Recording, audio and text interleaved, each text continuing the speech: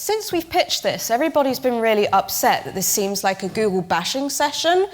So I'm hoping that you still like me after this, and I promise it's actually not that bad. But this is us. So as we've obviously been introduced, we're going to talk a little bit about what we have learned in our journey of marketing measurement with econometrics. So first, I want to start a little bit with the foundations of marketing. It underpins everything that we talk about in attribution and success. So really, without talking about psychology, it would feel like we're missing something. So why do people actually purchase? It seems like a simple question with a simple answer, right? Perhaps it's my marketing channels. My creatives are working really well. The channels I've chosen to advertise on are working well. Or perhaps actually the times that I'm doing are working well. But which exactly is better out of that selection? And are the decisions that people are making are even conscious in the first place? Quite often we see advertisements, but we don't remember the first that we've seen in that long conversion journey. So if you ask somebody, well, which one made you actually purchase, they probably won't be able to answer well enough. And how quickly do we decide to even make that purchase? Well, it depends. A lot of purchases are actually quite long and considered. I'm not going to buy a new car just because I've seen an Audi advert at the cinema. So how can I make sure that I track that a year later to see if it's actually made a difference? And what about the environment? Because we're not just purchasing things in a vacuum. Different things make us purchase. Sometimes maybe inflation will change our mind, or government policies. So how do we make sure that we're tracking that too? That's why the attribution style that we choose really does quite matter. It's essentially a rule book that we're putting our success against. So if we're choosing the wrong attribution style, well, it could influence our budget allocation. If our model's giving us the wrong answer, we'll put money behind the wrong thing. And even our teams will be optimizing towards the wrong things as well. Don't imagine stakeholders would be too pleased about that fact. So different models can literally tell you the opposite stories about what channels are working. Choosing an attribution style isn't just analytics, it's a strategic decision for your full business. So let's go through a few of the available options of attribution styles that are probably quite well known here. So we've got first click, which is full weighting to the first advertisement that was viewed in your full conversion. So that was the most important one that made you purchase, supposedly. And we've got last click, the complete, obviously, reverse of that, that the last thing is the most important and is what made you actually purchase. We've got linear, so equal weighting to everything that I've seen in my conversion journey. They're all important. Or time decay, the most recent advertisements that were viewed were the most important for me, but number one is still important in my journey. We also recognise, by the way, there's often more than 5, but I can't put 25 on a slide because it's too much. And also position-based, so position weighting to the most theoretically impactful advertisements. So this is the point where I actually want to ask you by a show of hands. So if you can put your hand up, do you think first click is most important? Okay, last click. Interesting. Linear. Okay, quite a few. Time decay. And position-based. Really interesting. I'm so sorry, kind of none of them. The one thing they all have in common is they're relatively theory-based. And it's being driven by my own opinion and by all of yours opinion as well. And should bias really come into this decision-making of understanding where to put my money? Probably not. So let's see what Google Analytics has to say about this and what they actually use. So they have many attribution styles, but mainly last click and data-driven model. We've spoken a bit about what last click is, so I'm going to focus on the data-driven model itself. It's a black box machine learning model with very little transparency. So we don't exactly know how the attribution is actually being made in that model. Now, you may have your own opinions, but I wouldn't say that's particularly great for client relationships. If you're using data-driven and people are trying to work out and understand as a client how their attribution is being made, and you can't explain the model you're using, it's not the best. There's also multiple other flaws in that. Regardless of choice, they only go back to 90 days. And then, like we've said, some purchases are considered. So I don't know about you, but I'm not buying a car in 3 months' time. So that 90 days is just not always helpful. They also miss offline advertisements as well. So if you're purchasing advertisements on TV, on radio, on billboards, we might be missing over half of your advertising spend. So it's not particularly a holistic method at all.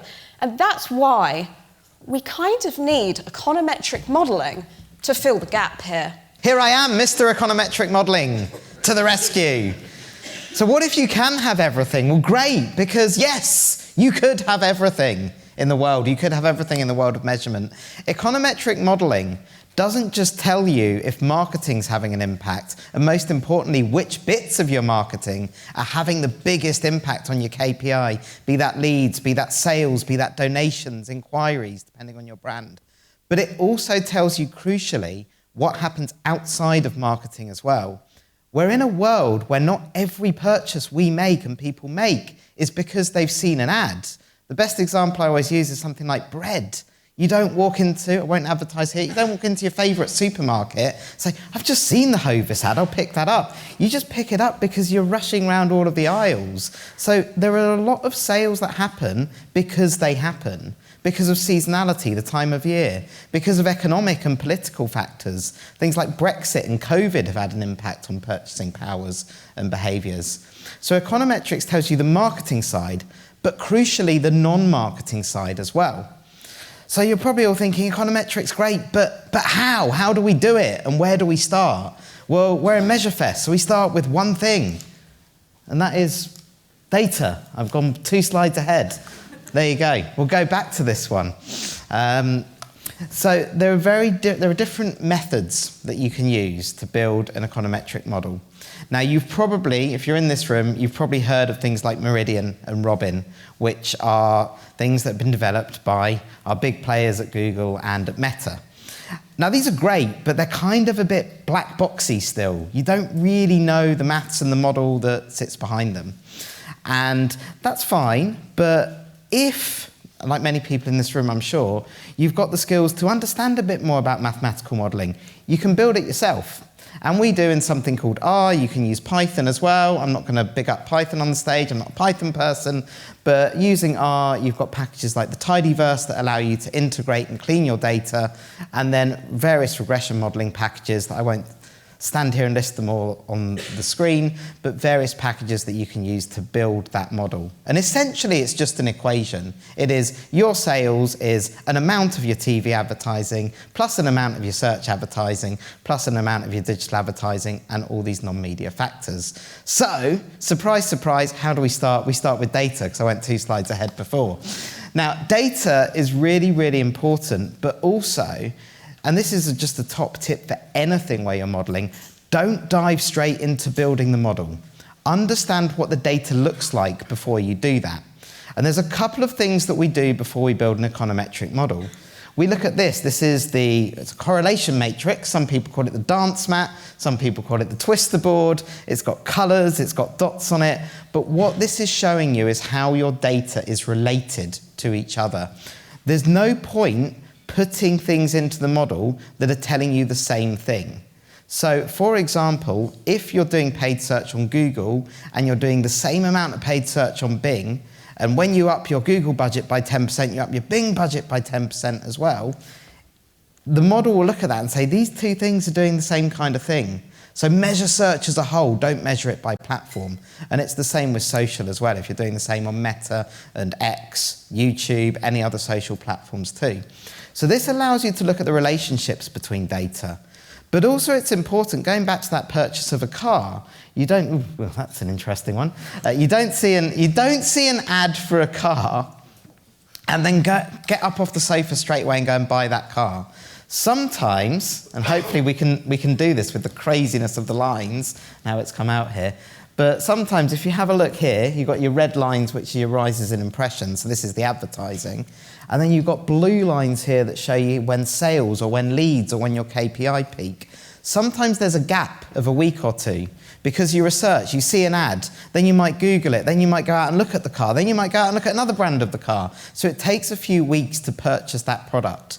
And we need to understand that before we build the model. Is there a lagged effect of us spending to that sale or that KPI changing? And the model shows us a couple of things. So within the model, we need to pick up two very important advertising concepts. The first one here is maximal spend or diminishing returns. So we've got to recognize in the world there's not an infinite number of people, and there's not an infinite number of people that want to purchase our product. So at some point, spending more money on advertising on a particular channel isn't going to yield more of a return because we've reached everybody that cares. And that's a really important concept the econometric model tells us, because it tells us where is that point that we can stop or should stop spending on this channel.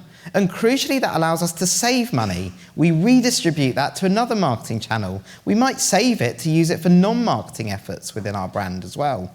So econometric models are never a cost. They're an investment because they save you money. By investing in econometrics, you will understand where you're spending too much money in media. But you'll also understand something that we call the stop effect, or this is called ad stock, advertising memory. So advertising memory, the best example I can give is my friendly meerkat. We all love the meerkat, don't we? Alexander the meerkat. Everybody loves him, I hope. But he's a great guy, right? He's been on our screens and on our radios and on billboards for years now. Now imagine if Alexander disappeared from the face of the earth tomorrow. Number one, I'd be very sad, and I hope you'd be very sad too. But just imagine if that happened. Would you remember Compare the Market as the meerkat brand in a week? Would you remember it in a month? Would you remember it in a year? And the chances are you probably would. And this is what we call ad stock. So even if you stop advertising your brand across a platform, people will still remember your brand because of what you've built up. And it's a really important concept because it means that everything you're spending, the word stock, you put it in the bank, and even when that stops, people still know who your brand is. So these are two crucial parts of an econometric model, and you can see here that when we've stopped advertising, our KPI doesn't go down to zero straight away. And in fact, the longer you've advertised for, the longer it takes to go back down to nothing. So let's talk about how this works in practice. We work with Xero Accounting. We've worked with them for a few years. Now, why did they need econometrics? Number one, an evolving marketing strategy. So just introducing particularly more TV and radio and offline advertising across their digital mix as well.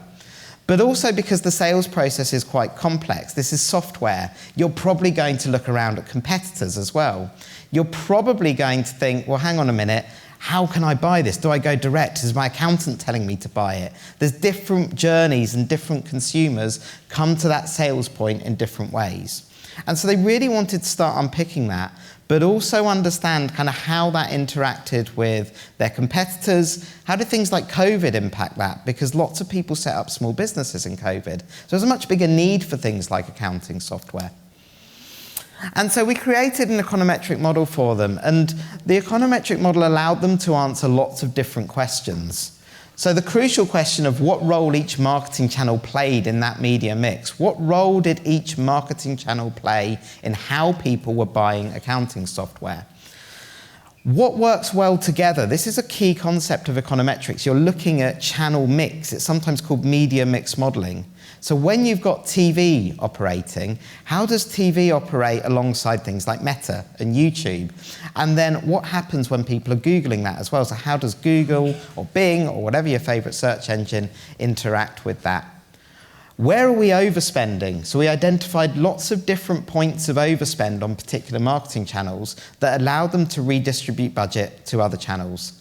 And then what's the impact of seasonality? We're selling accounting software, so things like billing time at the end of the month when people are really stressed, that leads to people changing accounting tools. The end of the financial year when we all reevaluate what we're doing. Things like COVID, when people are starting to set up small businesses, people are trying to cut costs, maybe you might go and use a different product because it's a little bit cheaper for your brand and you're trying to save a bit of money at the moment.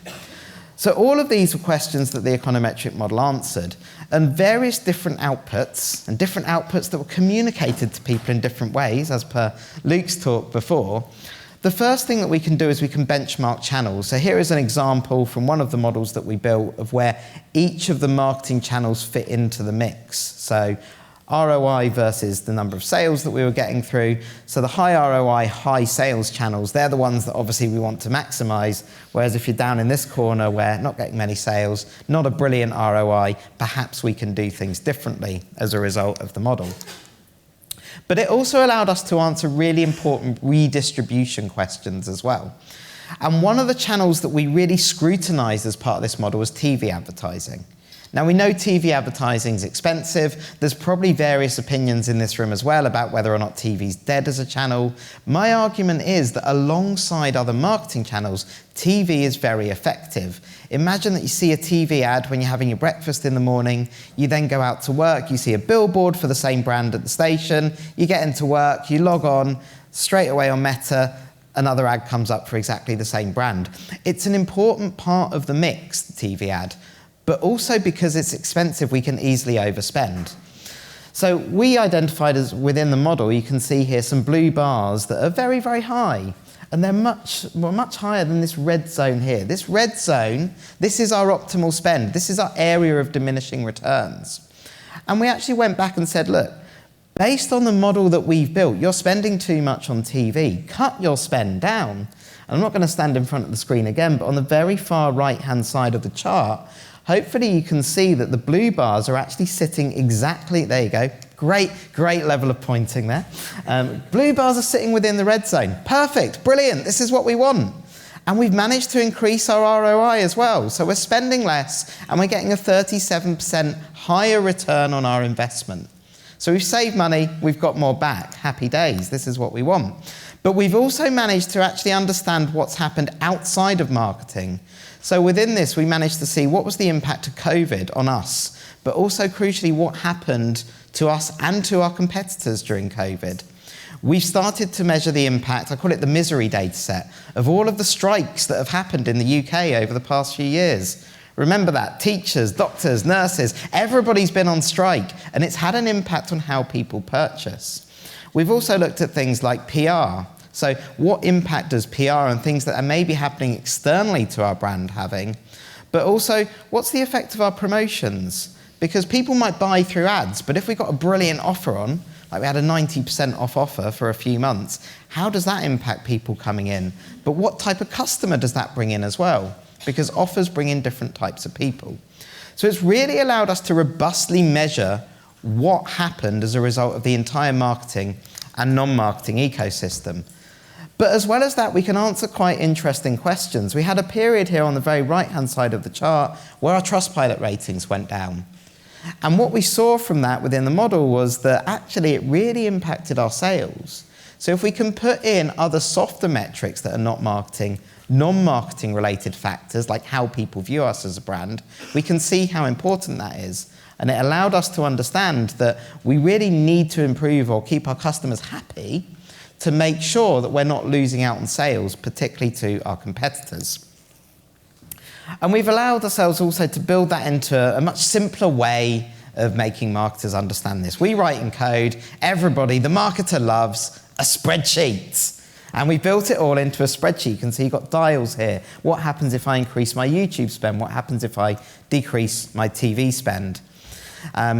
The back of this spreadsheet can sit as a spreadsheet itself. I would recommend using tools such as R, Shiny, Microsoft Azure, something that is a little bit better and a little bit more technically robust than having lots of macros in a spreadsheet. But it allows us to put the model back into the hands of a marketer. We've got a complex mathematical model. The marketer wants to see it in an easy to understand way, and bringing it back into their hands with a spreadsheet is the way to do that. So, to conclude, because I think I'm going to get kicked off the stage in a minute, but econometric models are great. They allow you to save money. Now, people might make you believe they're really, really expensive. They're not. And people that are putting high price tags on them are probably lying to you. We can do it much more cost effectively, but also we recognize that sometimes that investment might be quite significant for you as a brand. It might be your marketing budget. If you want to get cracking with stuff like this, come and have a chat to us after the session. We can definitely give you some tips and advice. And why can we give you tips and advice? Well, because we're award-winning. So we've built MMMs that have won awards. That's a nice shiny award. Luckily, I'm not wearing the same shirt as I am on stage today, because that normally happens in pictures. But we won an award for this work with Xero. We worked with them for over 3 years on media mix modelling. And we've also been nominated for other awards as well. So if you want your MMMs and your measurement to be award-winning, come and have a chat to us after the break. Follow us on socials. I won't ask if there's any questions because I don't want to be bashed in the way Luke says people bash people. But thank you very much for listening.